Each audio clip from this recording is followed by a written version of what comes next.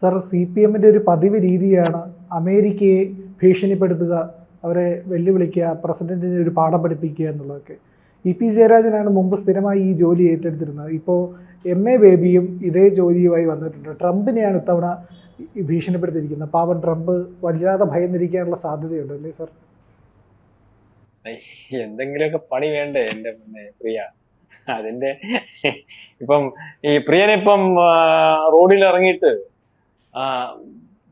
ഒരു പാമ്പിടിച്ച ഒരു പിച്ചക്കാരനിട്ടൊരു അടി കൊടുത്താൽ ആരും ശ്രദ്ധിക്കത്തില്ല. അതേസമയം റോഡിൽ ഇറങ്ങിയിട്ട് അത്യാവശ്യം അറിയാവുന്ന ഒരുത്തിനെ പിടിച്ചുള്ളൂ, അല്ലെങ്കിൽ ഞാൻ ഉദാഹരണത്തിന് പറയുമ്പോൾ അവിടുത്തെ ഒരു കൗൺസിലറോ MLA അല്ലെങ്കിൽ മുനിസിപ്പൽ ചെയർമാനോ വരുമ്പോൾ എന്തുകൊണ്ടാന്ന് ചോദിച്ചിട്ട് കോളറെ രണ്ടും പിടിപ്പിച്ചൊരു കുലുക്കോ കുലുക്കാക്കി ഇപ്പൊ മാധ്യമത്തെല്ലാം വാർത്തയാവും. അല്ലെങ്കിൽ പ്രിയൻ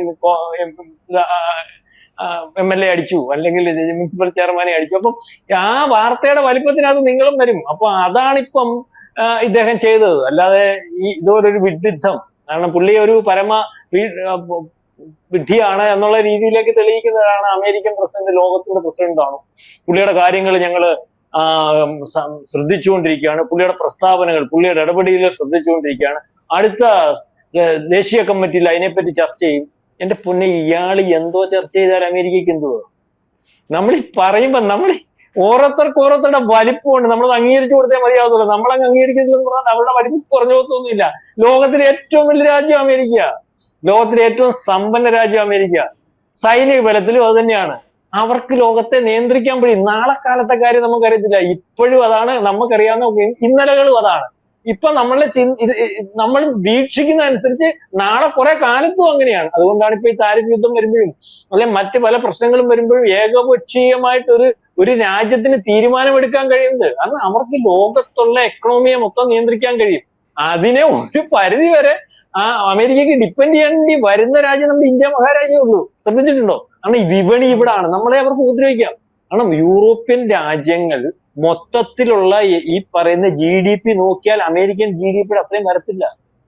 തമാശ. അത്രയ്ക്ക് വലിയൊരു രാജ്യം. ആ രാജ്യത്ത് കേരളത്തിൽ മാത്രം ഇനി ഒരു തുരുത്തുള്ള, അല്ലെങ്കിൽ ഇവിടെ മാത്രം അടുത്ത പ്രാവശ്യം അധികാരത്തിൽ വന്നില്ലെങ്കിൽ ഇതോടുകൂടി ഈ 41 നടത്താൻ നിൽക്കുന്ന ഒരു പാർട്ടിയുടെ കാര്യത്തിന് ദേശീയ സെക്രട്ടറി പുള്ളി അങ്ങ് വിചാരിക്കുക കുണ്ടിയുണിക്ക് പക്ഷിയുടെ കൂട്ട.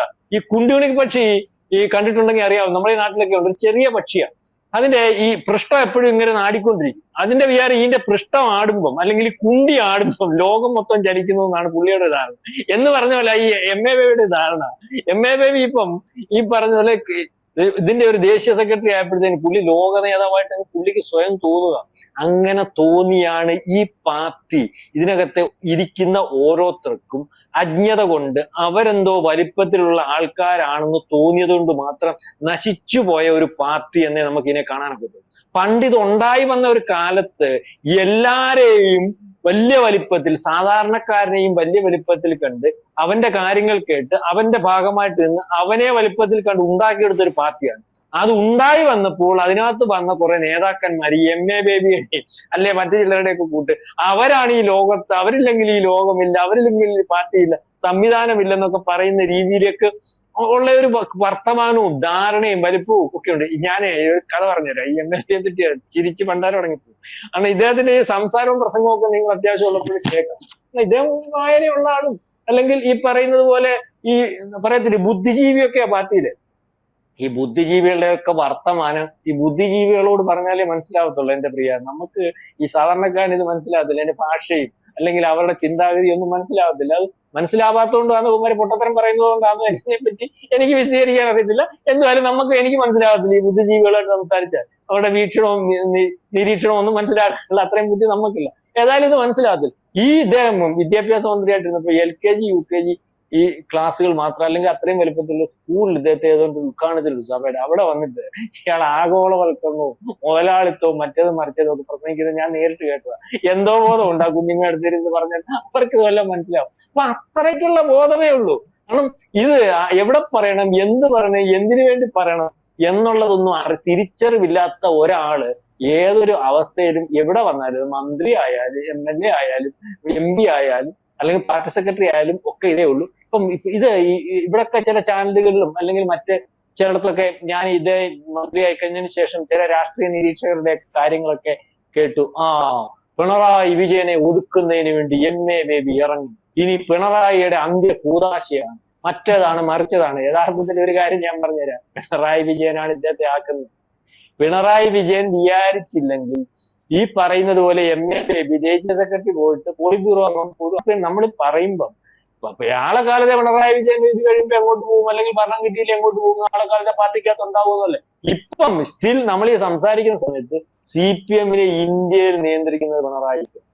കാരണം പിണറായിയുടെ ആനുകൂല്യം ഇല്ലെങ്കിൽ എത്ര പറഞ്ഞാലും CPM-ന് ഇന്ന് നിറയിക്കാൻ പറ്റത്തില്ല. കാരണം നമുക്ക് രാവിലെയും വൈകിട്ട് ഉച്ചയ്ക്കും ദേശീയ സെക്രട്ടറിക്ക് അത്യാവശ്യം ഭക്ഷണം കഴിക്കണ്ടേ, അവിടെ മേടിക്കിടക്കുന്ന ഫാൻ കറങ്ങണ്ടേ, അവിടെ നിൽക്കുന്ന ഉദ്യോഗസ്ഥന്മാർക്ക് ശമ്പളം കൊടുക്കണ്ടേ, ഇതിനൊക്കെ ഉള്ള ചിട്ടി ഉണ്ടല്ലേ, പൈസ എന്ന് പറയുന്ന സാധനം ഇന്ന് ഇവിടുന്ന് ചെന്നില്ല നടക്കത്തില്ല.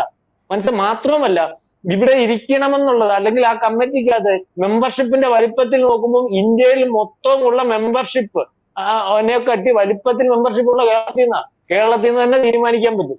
അതുകൊണ്ട് തന്നെയാണ് ഇപ്പം ഒരു ദേശീയ സെക്രട്ടറി വരുന്നത് കേരളത്തിൽ നിന്ന് ആയിക്കോട്ടെ, അത് MA ബേബി ആയിക്കോട്ടെ എന്ന് വർത്തമാനം വന്നപ്പോൾ അതിന് തീരുമാനമെടുക്കുന്നതിന് വേണ്ടി എനിക്ക് നേരത്തെ അല്ലെങ്കിൽ അതിനെപ്പറ്റി ബോധ്യമുള്ള ദേശീയ നേതാക്കന്മാർ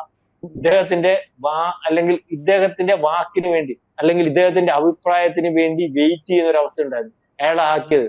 അപ്പൊ അയാൾ ഇദ്ദേഹത്തെ ആക്കണമെങ്കിൽ അദ്ദേഹത്തിന്റെ വലിപ്പം എന്തുകൊണ്ട്, അപ്പൊ ഇവിടുത്തെ ഞാൻ പറയാം രാഷ്ട്രീയ നിരീക്ഷകർ പറഞ്ഞു MA ബേബി വന്നു കഴിഞ്ഞാൽ ഉമ്മൻചാണ്ടിയെ അല്ലെങ്കിൽ പിണറായി വിജയനെ ഒതുക്കിക്കളയും കൈകാര്യം ചെയ്ത് പിണറായി വിജയനെ ഒന്നും ചെയ്യത്തില്ല, ഒരു രോമത്തിൽ പോലും തൊടാനും അല്ലെങ്കിൽ മറ്റു ചെയ്യാനുള്ള കഴിവുള്ള ആളല്ല. പിന്നെ കേരളത്തിൽ നിന്ന് വന്നോട്ടെ ഇദ്ദേഹത്തിന് ഈ ഒരു ചാൻസ് കൂടെ കഴിഞ്ഞാൽ വേറെ ഒരു ചാൻസ് ഉണ്ടാവത്തില്ല, വളരെ കാലം കൊണ്ട് ഇതിനകത്തില്ല. പിന്നെ ഒരു ന്യൂനത്തിന്റെ ആനുകൂല്യം പാർട്ടിയുടെ ദേശീയ സെക്രട്ടറി എന്നുള്ള രീതിയിൽ ആയിട്ട് എന്തെങ്കിലും ഒരു ഗുണം പാർട്ടിക്കകത്ത് ക്രിസ്ത്യാനിക്ക് കിട്ടിക്കോട്ടെ എന്നൊക്കെയുള്ള രീതിയിൽ പിണറായി വിജയൻ വളരെ ബുദ്ധിപരമായിട്ട് നീങ്ങിയ ഒരു നീക്കമാണ്.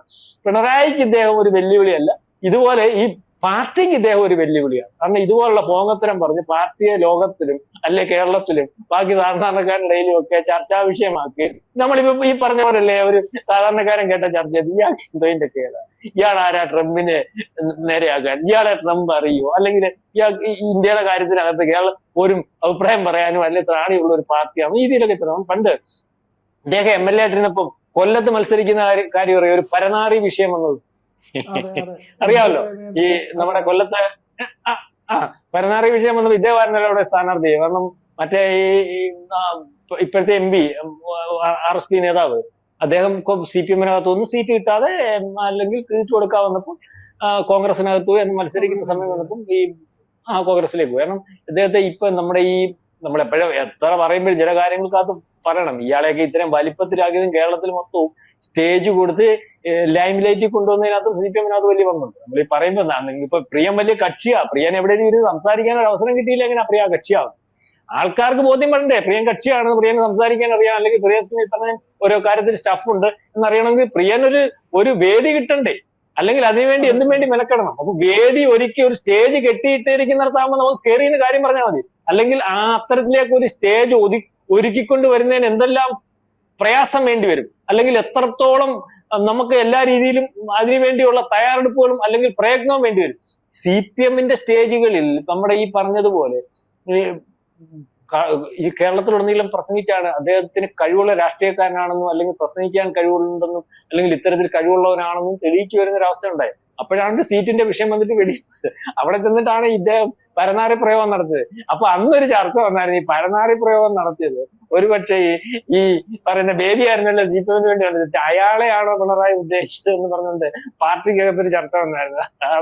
അന്ന് ആ പരനാറി പ്രയോഗത്തിലൂടെ ഒരുപക്ഷെ തോറ്റുപോയി എന്ന് വിചാരിക്കുന്നു, അല്ലെങ്കിൽ ഒരുപക്ഷെ ജയിച്ചേക്കുമായിരുന്നു, അല്ലെങ്കിൽ ഇത് ജയിക്കത്തൊന്നുമില്ലെങ്കിൽ കുറച്ചുകൂടെ വോട്ട്. അത് പരനാറി പ്രയോഗം മറ്റേ UDF-ന്റെ സ്ഥാനാർത്ഥിക്ക് അല്ലെങ്കിൽ RSP പ്രേമേന്ദ്രൻ RSP നേതാവിന് പ്രയോജനം ചെയ്തതുപോലെ ഇയാളെയാണോ പിണറായി പരനാറി എന്ന് വിളിച്ചത് എന്ന് ഇപ്പം ഞാൻ ഓർമ്മിപ്പിക്കാൻ കാര്യം എന്ന് പറഞ്ഞാൽ ഇതുപോലുള്ള വർത്തമാനങ്ങളും ഇതുപോലുള്ള പ്രവൃത്തിയും പാർട്ടി ഗുണമില്ലാത്ത കാര്യങ്ങളും ഒക്കെ ചെയ്യുന്ന ഒരാളാണ്. നിങ്ങൾക്കറിയാലേ ബേബിയെ നമ്മൾ എത്ര വലിപ്പത്തിലാണ് CPM.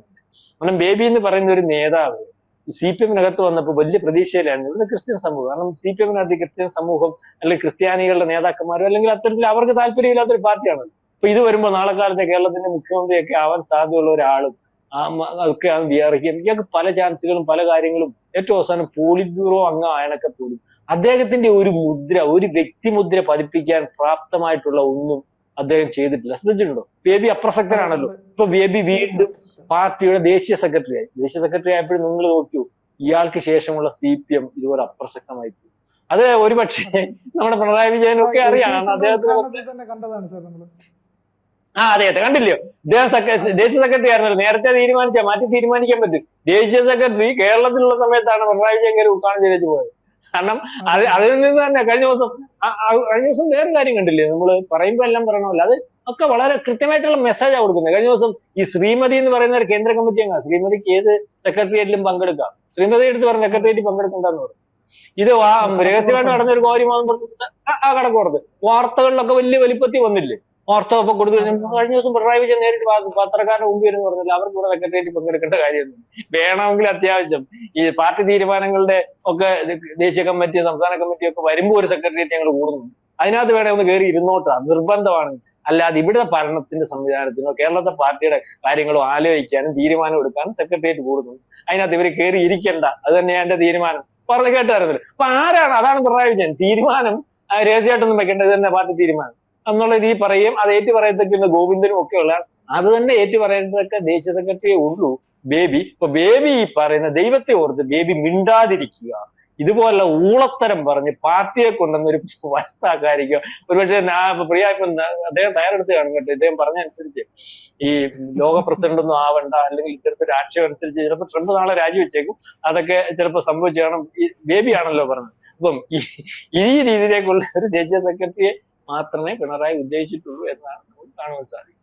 കൂടുതൽ വാർത്തകളും വിശേഷങ്ങളും നിങ്ങളിലേക്ക് എത്താൻ ABC മലയാളം സബ്സ്ക്രൈബ് ചെയ്യുക, ബെൽ ബട്ടണും അമർത്തുക.